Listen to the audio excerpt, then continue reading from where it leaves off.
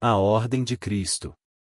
Vimos que a história dos Templários se confunde com a de Portugal, pois São Bernardo, o artífice da ordem, era muito próximo de Portugal, sendo que nos séculos XII e XIII os cavaleiros integraram as forças de batalhas contra os muçulmanos, sendo que a ordem recebeu muitas recompensas, poder político e domínios sobre propriedades, como castelos e igrejas, instalados em povoados que cresceram sob a sua proteção. Portugal era um território natural da ordem, mesmo em razão de Dom Afonso Henrique ser também templário, tendo participado na cruzada na Terra Santa. O rei Afonso Henriques, quando conquistou Santarém, mandou construir um mosteiro para a ordem dos cistercienses em Portugal, conforme havia prometido, a qual participou ativamente da formação do país.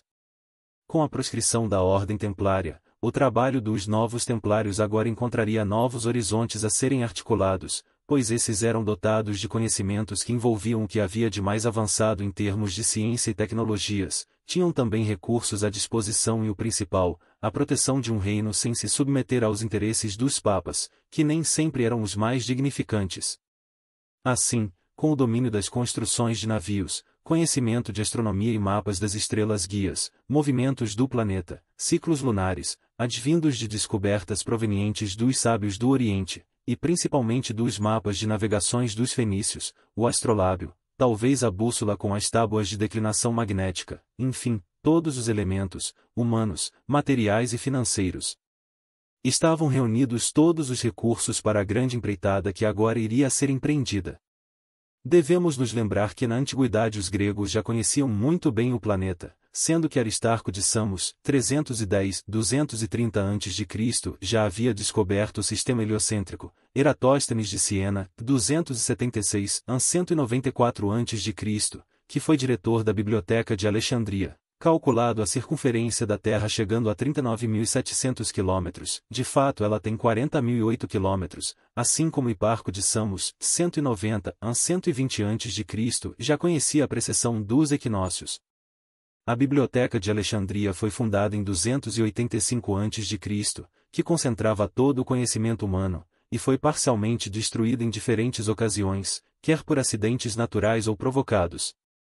A principal destruição ocorreu após 385 de nossa era, quando os cristãos comandados pelo patriarca da cidade, atacaram o neoplatonismo considerado pagão e com isso destruíram tanto a biblioteca principal como a menor que ficava junto ao Serapeu, culminando com a execução de Hipatia em 415 de nossa era, que foi a última diretora da biblioteca.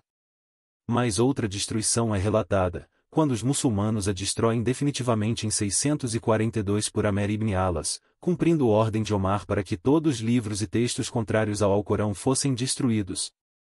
Relata-se que milhares de volumes foram queimados em aquecedores de banhos. No entanto, Amer era erudito e é certo que deve ter preservado as obras que eram de seu interesse, mantendo-as em lugar seguro.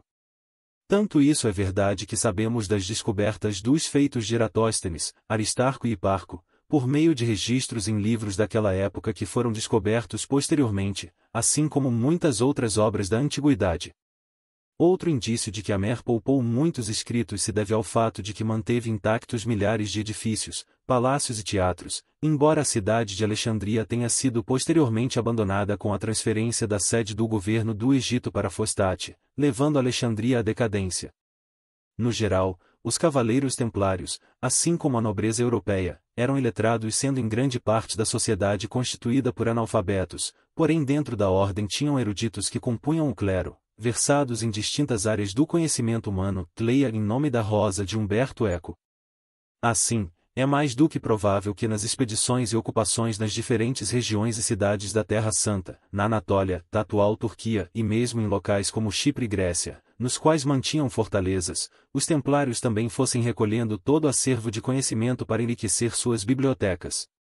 A própria origem da ordem foi determinada pela busca, pela investigação, pela procura por algo de valor e com certeza o interesse pelo conhecimento continuaria a ser também a sua motivação. Antes de tudo os templários foram arqueólogos e por que não continuariam a sê-los? Agora, tudo isso estava ao dispor de Portugal e Portugal não se furtou, pois viria a cumprir o seu nobre destino. A nova ordem seria transferida de Tomar para o castelo de Castro Marim, no Algarve, e a partir daí começaram os planos para a preparação científica e missionária dos descobrimentos que ocorreriam nos 2 séculos seguintes.